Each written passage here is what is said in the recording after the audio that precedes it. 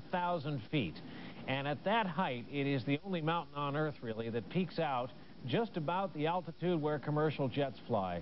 Many have tried climbing Everest, and 160 people have died trying to climb it.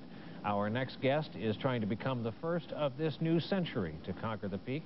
We are joined now by a climber who is an estimated 4 days, give or take, away from the sought-after summit. BYRON Smith has been on Everest for about a month, covering his climb for the Canadian Broadcast Corporation. He is with us tonight from base camp. And BYRON, I guess we'll begin by asking you for a tour of where you are, and can you please explain just how it is we are able to talk to you live? Well, Brian, good day to you. I want to say, first of all, without our sponsor, Michelin, this certainly wouldn't be possible here today. Michelin.com is where all your viewers can watch our expedition and tune in to see where it is that we're going, been, and where we're from. Brian, we're up at 17,500 feet here at base camp. Tomorrow we go up to Camp 2, the next day Camp 3, Camp 4 on the next day. That evening at about 10:30 at night, we go on for our summit bid, arriving early morning the next day on the summit, where we'll broadcast live back to North America from the summit of Mount Everest. How this is all possible here is we have a little computer-sized communication box, and it feeds through the video and the audio. And we use two 64K satellite phones, very high bandwidth. Doubling them up comes up with 128K. Uplink it up to the Indian Ocean satellite, where it comes back down to France and then back into North America, into your TV. Absolutely extraordinary. We're about to roll some videotape here, BYRON, of an avalanche you witnessed and your crew shot. What generally has the weather been like? What have conditions been like so far? You know, Brian, this year the conditions have been very good on Everest. The avalanche that you're seeing is actually it's in a col between Lingtring and Pamori. And this is happening probably 6-7 times per day. The Serac is calving off in this particular spot. Quite fascinating as the snow plume builds up and forwards on towards the glacial moraine at base camp.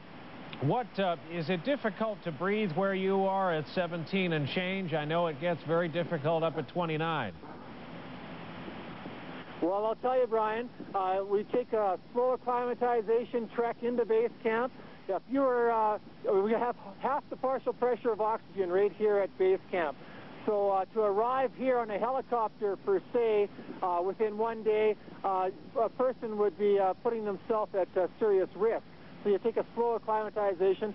We're all used to the atmospheric pressure right here. It's easy for us to breathe, but we still get out of breath if we're moving very quickly. Get up to the summit of Mount Everest, and you have a third of the partial pressure of oxygen, so it's a lot less up there. I know this is your second climb. It is a sight none of us comparatively will see. When you arrive at the summit of Everest, what is there? What physically do you see? Well, you'll see a small tabletop platform at the summit of Everest, probably 10 by 10 approximately, or a little bit less. And then we'll look out upon into Tibet, into Tibetan plains, back into Nepal, and you'll see the curvature of the Earth from such a high vantage point. Now, we also have tape of some of your travails in getting to where you are, including a shot of you using a snow ladder. I assume that such a thing is a shortcut and saves you, what, several hundred feet of going around. But how sturdy and reliable is crossing that way? Well, Brian, it's interesting. Probably nowhere on Earth would you use a ladder crossing crevasses anywhere else but going through the Khumbu ice fall up towards Camp 1. Very dangerous section. The ice fall can move upwards to 3 feet per day. You have crevasses that are as deep as 150, 200 feet. They can be moving. Crossing this ladder is quite sturdy, quite safe. You have fixed rope on either side. It's anchored in with ice screws or snow pickets. You put your carabiner, which is attached to a leash, to your harness. So if you happen to fall, you'll only fall the slack of the rope and the stretch of the rope. You won't plummet all the way down into the crevasse. Being very comfortable with your surroundings, walking with crampons on, which are, 2-inch steel spikes underneath your boots.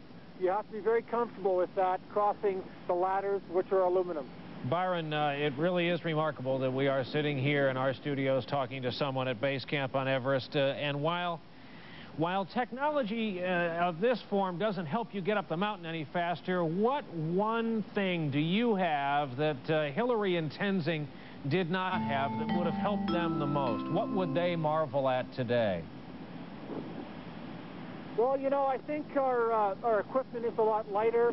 Our clothing is a lot warmer. Our boots are a lot better. But ultimately, our oxygen system is a lot more efficient and tremendously lighter than what they used back in 1953. I knew you had an attempt where you got very close and could not summit. What happened then?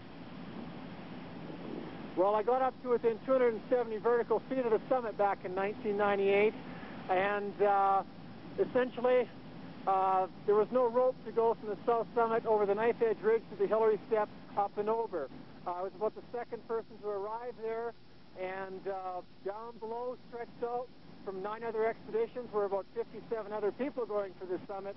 And unfortunately, the logistics of getting the rope up there just didn't materialize, and I had to make the prudent decision to turn back and climb the mountain another day. Well, they can at least say what no one else can, and that is they came very close. Byron, we'd like to have you on Monday night to talk about what we all hope will be your successful summit over the weekend, expected Saturday. Everyone watching, I'm sure, joins me in wishing you the best of luck, thanking you for coming on tonight from Mount Everest. Brian, thank you very much. All my best. When we come back, we will go to the one spot on Earth where liquid